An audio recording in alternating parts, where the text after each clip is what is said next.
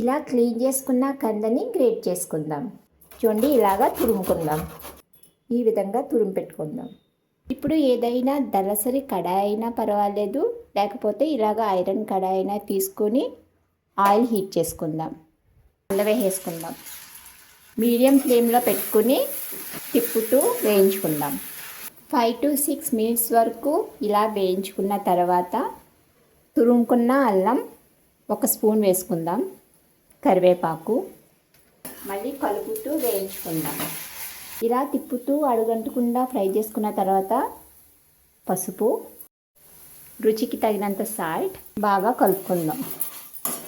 2 table spoon ధనియాల పొడి, 1 tea spoon జీరా powder, కొంచెం హోల్ గరం మసాలా, వీటినన్నిటిని కూడా బాగా కలుపుకుంటూ ఫ్రై చేసుకుందాం. ఇలా పొడి పొడిలాడుతూ వచ్చేంత వరకు వేయించుకున్న తర్వాత 1 స్పూన్ కారం బాగా కలుపుకుందాం.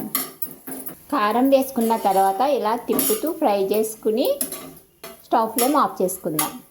చిన్నగా కట్ చేసి పెట్టుకున్న కొత్తిమీర. ఇటువంటి పప్పు కర్రీస్లోకి ఇది సైడ్ డిష్గా చాలా రుచిగా ఉంటుంది. మటన్ కీమా కంటా కూడా ఇది చాలా రుచిగా ఉంటుంది. ఇంకెందుకు, ట్రై చేసేయండి.